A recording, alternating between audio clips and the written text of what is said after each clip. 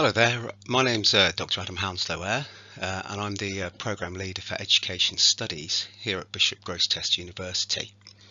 I'm going to talk to you about an interesting aspect of education studies, I hope it's interesting, which is namely what's the purpose of education. And you can see from the subtitle, I'm going to talk to you a little bit about the transmission of knowledge and perhaps some alternatives.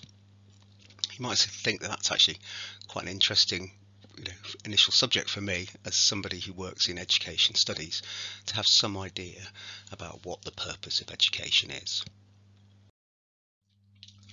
So what I'm going to try and do over the next few minutes is to critically engage. That means unpick it a little bit, think about alternatives. So critically engage with the conceptions of education.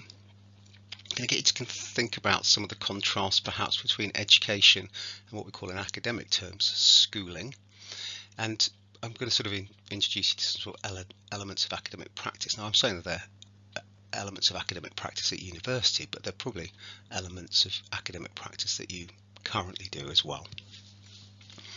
Okay, so here's this academic starting point. So often if you're doing a piece of academic work, if you're writing an essay, one of the first things you do, I like to call it definitional work, is you have a think about the terms, the words that you're using. That's just to check everyone's understandings, to clarify that everybody's talking about the same thing or broadly the same thing. So the first thing that I'd like you to consider is, what do you think education means? So when you hear that word, what do you think it means? So what I'd like you to do is stop this video and have a think about this. So if you're on your own, you can just make a few jottings. If you're working in a group, or you can talk to somebody about what you're thinking, you could do it as something called a think, pair, share. So you think for a moment on your own, make a few notes, and then you talk to somebody, you pair about what your different views are, and then you talk to a wider group. And as you're talking, take some notes of everybody's opinions. How do they differ? How are they the same?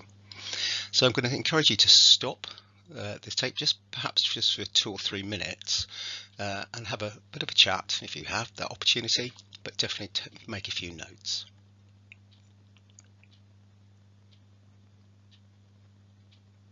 Okay, hopefully you've had a chance to do that. Now the reason I didn't give you very long, you might have thought I was being a bit mean, is, well, I think it's because I'm being a bit unfair. I'm asking you a huge question, but let's see. I'm going to do some dictionary definition stuff, and again, that's a very common academic starting point. I'm not quoting a particular dictionary, but I've gone through and looked at a number of dictionary definitions, and the kind of things you seem to get when you look up education are this.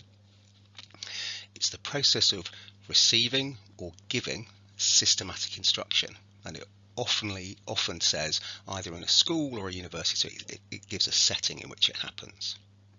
There's often a second sense that comes through, and it's this sense of education as an enlightening experience. And I will come back to this, but that's sort of, in that sense, you might use it when something perhaps a bit challenging happens, and when you reflect on it, you go, well, I was in education. You've learnt something. Okay, so as our first starting point is something about giving or receiving instruction. I think we need to just recognise that actually that dictionary definition is huge, because if we're talking about receiving or giving, that means education is something that's happening for both the teacher, the person who's giving, and the pupil or the student, the person who's receiving. So again, we've done some dictionary definition work. We've tried to work out what the term education means, and it's still really, really huge, the definition. Okay, so I want you to try a slightly different question this time, and again I'm going to encourage you to stop and think for a minute. So can you describe the difference between education and school? And you might not have heard this, but if I'm being a bit more academic, I would say, what's the difference between education and schooling? Okay, so now I've given you those terms to think about. Could you do the same thing for me? So stop this video. If you're working on your own, make a few jottings. Does that make you think of anything? Like those two terms? And if you're in a group, maybe think on your own for a bit, then have a chat with somebody, and then maybe have a chat with the wider group. So again, stop this video maybe for 4 or 5 minutes or so and have a think about those 2 words. Okay, so hopefully you're back now, having had a chance to have a little bit of a discussion or a think. So if we first think about the difference between education versus school, I'm guessing, I'm going to suggest that initially what you started talking about, or maybe what you talked about the whole time, was it's like the building. Education is maybe something in your head, and school is a building. It's sort of where it happens. And we saw that in that initial definition, didn't we? Dictionary definition, where it said giving or receiving, systematic instruction, and he said often in a school or a university. But it's actually quite an interesting question in education studies, because school, I would suggest, is more than the building. It isn't just a physical building, and that's why this sort of academic sense of schooling. But the building is where schooling occurs. And one aspect of that is a socializing function. That all the ways that schools are organised, and if you think about schools you've been in or schools that you've seen, there does seem to be a sort of commonality of how they're organised. And one way of thinking about this, and I'm going to use the work of Hamilton in a moment to unpick it a little bit further, is schooling is about the grammar of how schools are organised. So again, that might be a bit strange for you that you've heard the term grammar perhaps in English language, spelling and grammar, but it's the order in which, so grammar is the order in which the words are organised. So grammar at this bigger scale is about how education is organised, the schooling of pupils and students. So just to try and unpick that grammar of schooling a bit, here are some, just some selection of photos. But these are, photos of school classrooms, of schooling through the ages. So sort of sepia one on the left is older, coming up to a more contemporary image. But if you have a look around, again, you can stop the video if you want, just have a little look before you hear me continue. If you look around in these pictures, there's some common factors. So in all of them, the children are sitting, and in 2 in rows. So when the new one sort of round tables, I'll talk about that in a moment.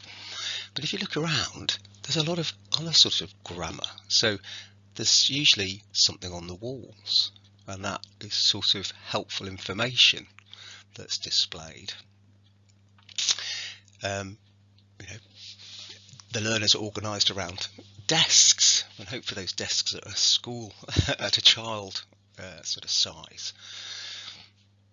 In the colour image on the right, there's something perhaps slightly different in that there's a clustering. So it's not so much rows, though if you look in the middle picture, in fact if you look at all of them, there's a smaller table, but the children are sort of sat side by side, not gathered round. So there's something about that organisation of tables that's a grammar that's organising how the learning happens. So in the more road formats, it's probably so that it's easier to look at the front and see the teacher. In these clustered seating, in the colour photo, maybe children are sat around, students are sat around a table, because there's a suggestion that at some points they might talk to each other, and maybe that's how you're experiencing this video at the moment. So Hamilton says schooling is this grammar, that it's the day-to-day practices, and these, he goes on to point out, are both socially constructed and historically located. So what he means is they reflect the social view of how schools should be organised, and also they change over time, they change through time. Hamilton goes on to say their shape derives as much, for instance, from the changing expectations of priests and politicians as it does from the pre-given circumstances of school architecture and textbook availability. So if you look at that. He's saying it's not just about the way the size of the room and how it's organised. There's something about how the furniture, how the content on the wall is organised that's reflecting something wider than the architecture of the building. So he comes up with this lovely line where he says the practices of schooling are both in and of society, so they reflect. Perhaps for you, more contemporarily, you might think that schooling has a slightly different meaning in Edge, and maybe it came out in your conversations or in your notes that you made. So going back to that sort of enlightening experience, just to touch back onto that, there is also a sense of schooling meaning learning a hard lesson, and that might be being taught a hard lesson or being outwitted or outsmarted. So you might decisively lose an argument in a slightly humiliating way. So accessing a different type of dictionary, an online dictionary, the Urban Dictionary defines schooling in this sense of having a hard lesson. So using the term in context, the Urban Dictionary says, that fool got schooled good, he got a schooling for sure. So there's something about a slightly hard edge to schooling. And again, I want to come back and we'll make connections to this in a moment. So we seem to have got to this idea that education is something that happens in a school building, and perhaps if we focus in a little bit more, it's perhaps the process of acquiring knowledge through study or the imparting of knowledge by way of instruction or some other practical procedure. So to have learned something, to have become educated, you're probably looking at a permanent, and often in the literature they talk about a semi-permanent, i.e. you can forget things as well as learn them. It's a permanent change in knowledge and or ability and or behaviour. So it could be all of these three things, knowledge, ability and behaviour, or it could just be one of them, or one might be prioritised above the rest, and that's going to become increasingly interesting. But we can again, problematise this a little bit more. So we've got that sort of idea of education as learning something, but there's also a common characterisation of education in its formality or non-formality. So what you might have been thinking about so far is what we might term formal education. So it's schools are involved, it's very uniform. It doesn't mean wearing a uniform, it means uniform in structure, it's organised around subjects, and you get some sort of qualification at the end of it. But that's not all the types of education. There's often a definition of education, informal education. So that can be seen as the kind of learning you do beyond school, outside school, and it might be more directed by you. So not so much done to you in formal education, but you're choosing. So it's informal in the sense that it's not being delivered in a school perhaps so much, though some aspects of it might be.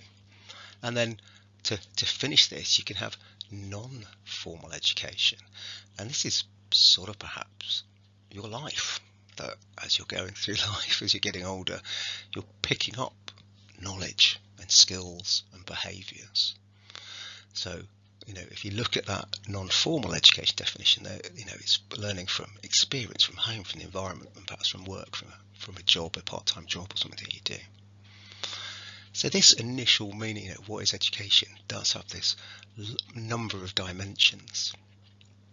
So just to reiterate, schooling within this is the sort of the structures, the hierarchical structures, and maybe in your education you're getting schooled as well as a learner. You're learning from these aspects, the grammar of how a classroom building and a classroom itself is organised. So we're going to keep on going, because so far we've just been trying to define education. And again, we've seen all these diverse, we've seen education, we've seen schooling, we've looked at formal, informal and non-formal education. So we've got a sense that it's a huge question. So that's why right at the beginning I didn't want to talk for too long, because it's a bit unfair to ask you such a huge question. So if we're going to move on a little bit more, perhaps we just need to focus our question a little bit further, and that really brings me back to the title of this input today. So what's the purpose? So can we zoom in a little bit more? We'll come back and think about some of the aspects of schooling, and we'll touch on them again. But what's actually the purpose of education? What is it we're going to achieve? So we looked at that. It's a systematic instruction. Is it behaviour? Is it knowledge? Is it attitudes or skills? So to start off thinking from this point, we're going to think about a brief exchange. This is a radio exchange. It's from 2004. And it's between the first chief inspector of schools, so the first head of Ofsted. He was a gentleman called Chris Woodhead. And he was on a radio programme being interviewed by the presenter John Humphreys. And helpfully for us, John Humphreys asks him this key question: what for you is the purpose of education? And his response, Chris Woodhead's response, was immediate. He said, it's the transmission of worthwhile knowledge. So hopefully you can see a connection there to all the discussion we've had so far about what is the purpose, what's education. And John Humphreys pushes him a little bit and says, is that all? And there was a slight pause, and this chief inspector said, yep, pretty much. So there we have a very clear statement from somebody, who potentially should know or has a view about what should be going on in English schools. He's the head of Ofsted. It's education is the transmission of knowledge. So what does he actually mean by that? What does that mean? Well, the transmission of knowledge view suggests that basically education is the transmitting of knowledge from point A, perhaps in a teacher's head, to point B, a student's head. And this might sit quite comfortably against that first definitions of education that you came up with and that I've discussed. So it's often seen as a unidirectional approach. So I suppose the teacher in this icon, in this image, is the person with more dots maybe in their head. They're slightly more knowledgeable, and they're somehow, through a range, through the grammar of schooling, how they've organised the classroom, the resources on the wall, they're transmitting that into somebody else's head. It's often viewed as a very teacher-centred approach, in that the teacher is dispensing the knowledge. So again, it's sometimes viewed as highly unidirectional. So that means it's just going in one direction from teacher to student. So far so good. You might not, you might understand that. You might think that's quite normal and quite straightforward. But actually, the transmission view seems to be advocated. We've seen Chris Woodhead advocate it in 2004. But it's also attacked as an approach in the English education system. And it's often attacked for being quite a narrow view of education, teacher-centred, unidirectional. And again, we can see sort of echoes and then in the national curriculum perhaps, and start to think of the critique of this position. So let's just have a look at the national curriculum. You can have a look at the national curriculum. It's online. It's a freely available document, and it's one of its aims. The aims 3.1. It says the national curriculum provides pupils with an introduction to the essential knowledge that they need to be educated systems. It introduces pupils to the best that's being thought and said, and helps engender an appreciation of human creativity and achievement. So for some theorists, that's quite a clear statement or a transmission view of knowledge. It's people being introduced, perhaps in a fairly unidirectional way, a one-way flow, to the essential knowledge that they need to be educated systems. So again, you might be, what's the problem with that? You might be struggling. Why is that cause such concern? Well, the most common figure, it's a bit of a well-worn cliche, but the most common critique is often made by saying that it's quite a Gradgrindian view. So Gradgrindian is coming from a character in a Dickens novel, actually Hard Times. I don't know, your knowledge of Dickens, but he's sort of renowned or known for having, the characters' names sort of reflect their personality a little bit. So there's an element of sort of grinding this out, or perhaps a lack of teacher agency, student agency. So the opening lines of Hard Times are this. This is Gradgrind speaking. He says, "Now what I want is facts. Teach these boys and girls nothing but facts. Facts alone are wanted in life. Plant nothing else and root out everything else." And sweeping his eyes over the little vessels, ready to have imperial gallons of facts poured into them until they're full to the brim. So what he's saying there, these little vessels, is everybody's like a jug, like a receptacle of some sort, and they should have these facts poured into them. So that's what some theorists view as the problem with the transmission view of education. That it's one directional, and it can be a little bit inappropriately too fact-based. Again, you might just not accept that, and that's fine. You don't have to agree with the critics that are trying to mount this kind of sort of critique of the transmission of knowledge view. But if we're going to, if they're critiquing it, so what are the alternatives? So if you don't have transmission of knowledge, you don't see education as the transmission of knowledge, what could it be? What are the alternatives? Well, there's a couple that are very commonly referred to. So the first is a transactional view.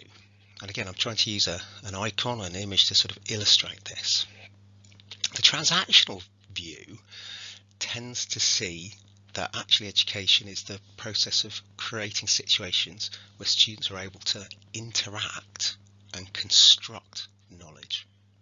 So it would be argued by theorists who advocate a transactional view that it's slightly superior to the transmission view because knowledge is not just being passively received, it's actually built up or constructed by students. So that can be connected to their past knowledge, but also, if you notice here, their wider experiences. So we saw in that formal, informal and non-formal, that in the non-formal there was all your experiences. And in the transactional view, those experiences are valued, what the student brings into the classroom. Can we make connections to that? So your past knowledges and experience are all different, and that slightly means that your interpretation and understanding will vary. So this is thought to be a slightly better view because, and why it's called a transactional view, is it's a transaction. So it's a two-way process. So you often talk about a transaction in a shop. You want to buy something, you go and pick it off the shelf, you take it to the counter and you give some money, and you're allowed to take that object away with you. So that's the transaction. So it's an advantage for some theorists because it gets over the one-directional, the unidirectional approach. It's a two-way process. And there's a bit of drawing on your own experiences. The sort of third broad view of what we can think of education that comes up is one that's called a transformative. And you can perhaps see this as a development again from the transactional. And from this perspective, education is creating conditions that have the potential to transform the learner. So really change. So we know that in the transmission view and our first definitions of education, it was like a permanent change in behaviour, attitudes or knowledge. Well, here the transformational view is digging a lot deeper. So they think you can change a learner both cognitively in their head, you can influence their emotions, their social outlook, their creative, their spirit. So often I was thought to be a more child-centred or student learner-centred view. It invites the students and the teachers to discover together, and it might go beyond the classroom. It might be about wider social matters as well. So if you look at the image there, it's lots of inputs, it's quite dynamic, it's moving, it's an ebb and flow. So again, it might not be unidirectional or bidirectional, it might be toing and froing. And again, when I've talked to students in the past, they often say this is a feature of some of the schooling that goes on, that they tend to talk about their interactions on the playground or with their peers, perhaps reviewing material they've just been taught in a lesson, but having the conversations outside the classroom is where they sometimes feel that their learning becomes transformatory. Okay, so I've introduced lots of different sort of approaches and models here. So what's your view? Are you happy to say that education is more than transmission? Is that beginning to make some sense to you? So you think there's something from that? Because if you are, that's quite interesting, because it seems to be a little bit bigger than that initial dictionary definition that we got. So if there is something beyond transmission, which one is it? Do you think actually what we should be saying is the purpose of education is transactional transmission or transformation, or are you happy that it's transmission? What do you really think from what's just been said? Which one sort of resonates? Which one do you think appeals to you most? So again, I'm going to encourage you just to stop the video for a moment, sit and have a think if you're on your own about which one would you favour the most. And again, if you're in a group, perhaps have a think on your own, have a quick chat with somebody next to you, and then have a wider discussion.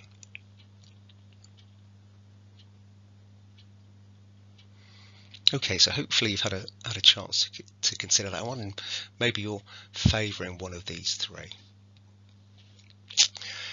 What do I think? What are we going to talk about in education studies? Well, I'm going to give you a really academic answer. I'm going to say perhaps it's a bit more complicated than that. And again, perhaps the issue is with our question. Because up to this point, I've been asking what is the purpose of education? And I'm using the royal we here, I'm sort of implicating us all, we're all in this. What if we actually slightly, just one letter, just change that question again and say, what are the purposes of education? If we start to say purposes, does that give us quite a different outlook and perhaps quite a different perspective on what it is we might be able to achieve? So what I'd like to do now is introduce you to a theorist. It happens to be a theorist I quite like, but that you don't have to. You might not like what this theorist has to say. And I'm going to try and pull some of these strands together. So I'm going to introduce you to the work of Geert Biester. It doesn't quite look like it's pronounced like that from the spelling. Because he does talk about the purpose of education. He's got a really interesting model that I'm trying to illustrate on this slide. So he's very clear that we should be talking about educational purposes, plural, with the S on the end. And he suggests that what we really need is a three-dimensional view. So the 3D view of educational purposes. So the images on either side of the screen, I'm trying to show them in coming out of the slide at you a bit, coming out the screen at you a bit. They're sort of three-dimensional. But he represents his view with a sort of a Venn diagram. So he's trying to again show that how these purposes overlap. We can't just have one. We need to actually have all these aspects. And he calls them three things, one of which is quite a difficult term or an interesting term, so I will unpick that a little bit. So Biester argues that we need to think about education as qualification, socialization, and then this difficult one, subjectification. So I'm just going to spend a few minutes talking you through what does he mean by that. So this is Biester's three-dimensional 3D view. He says that education, quite rightly, should be focused on qualification. And by that he means you should, at the end of your educational process, be qualified for something. So he's also very clear that it should be dynamic, which would qualify students to do something. It's not necessarily for him just knowing something. You should qualify students to do something, a role or a career, something. That's what qualification is. And again, he says, that how we organise that, the grammar of how we do this is perhaps through exam results or test results, and he says that's fine. That's sort of okay. Don't worry about it. His second aspect, and for me there's some really interesting connections here to schooling, but I'll come on to it in a moment. He says is that you need your education should embed students in their social, cultural and political order, the way things are organised in their country or where they're studying. And again, Biester says we shouldn't shy away from that. Actually, education has a huge socialising function. A society has a set of treasured beliefs that it wants to pass on. So I'm just going to use a sort of throwaway one, but I always think an interesting one in England and the UK is that there's a sort of a social acceptance that queuing is quite a polite thing to do. And so, you know, if you were coming to collect something or going to collect your lunch, the idea would be that you don't push to the front, you queue and perhaps have a chat. So I know that's a silly example, but on one level, but it's just what he's making clear is that we shouldn't worry about shy away from that educational purpose.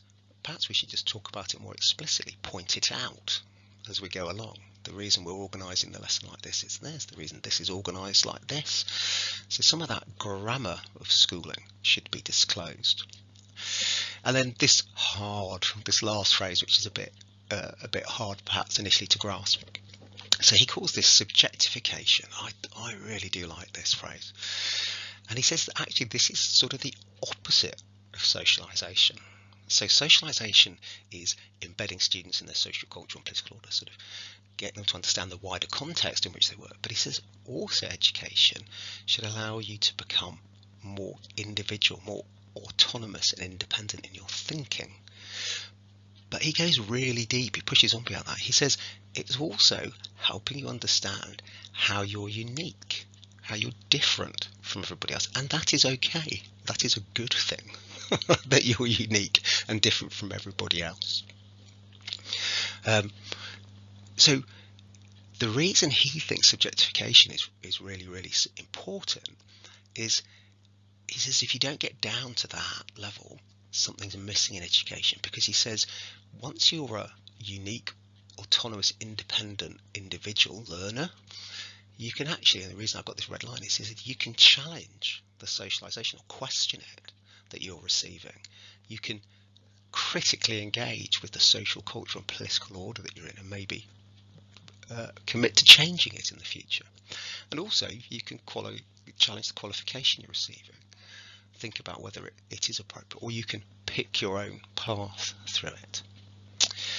So on Biester's view, he probably suggests that in the English education system we perhaps don't go all the way down to the 3 dimensions.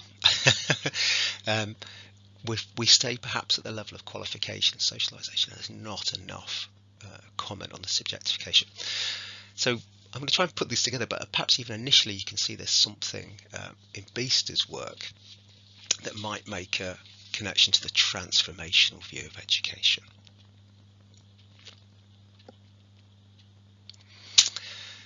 Again, do you want to this is quite hard, I've introduced you to this quite quickly. Do you think you can recognise of all these 3 dimensions? If I encourage you, don't have to, but if you'd like to stop the video again, can you think from your own experience of something, an example for each of those 3? So again, maybe stop, have a think. If you're lucky enough to be in a group, have a conversation. What do you make of Biester's 3-dimensional view of educational purposes?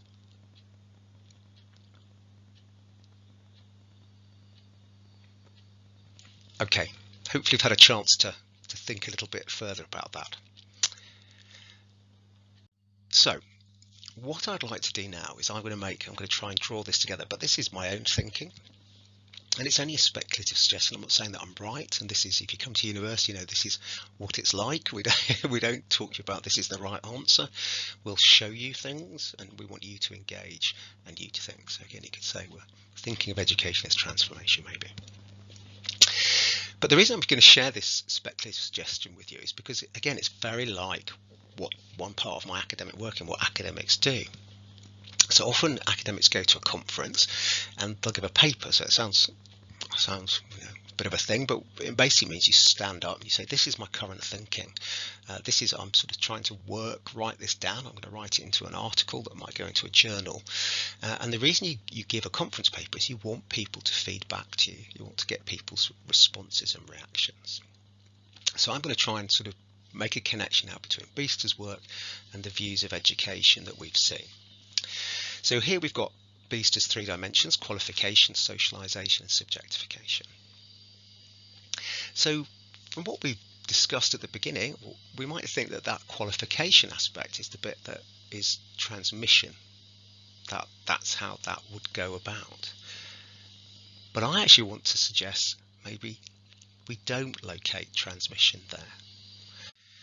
Perhaps we could see that as transactional, that actually the students' experiences are interesting and should influence and inescapably influence how they respond to being taught any content.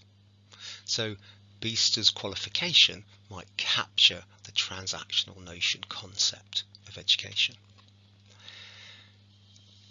Perhaps we're better to relocate the unidirectional aspect of education at the socialization level in Biester's terms, because learning about your social, cultural and political order, that is a bit unidirectional, because that is how things are currently organised, that is the current structure.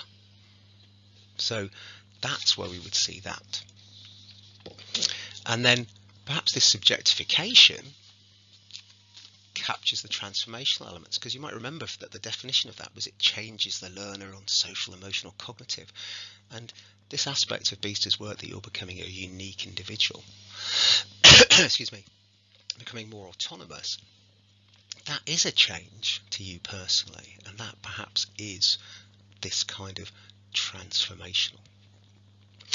So that, if this is anything like correct, that gives us a really interesting sort of analysis, because the critics of those critics of unidirectional knowledge as transmission, there's a couple of problems going on here.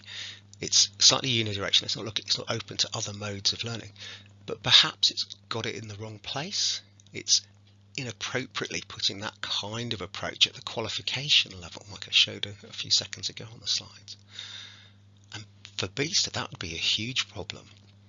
Not only are we only getting to the level of qualification maybe in school, but we're doing it in quite a transmissionary way.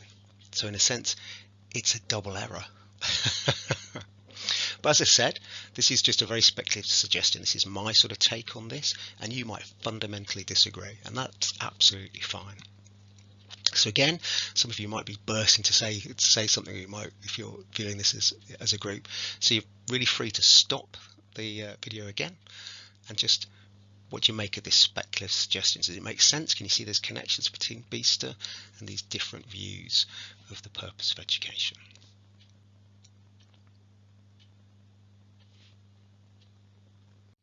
So how did you get on? How have I done? Should we be talking about the purpose of education or the purposes of education?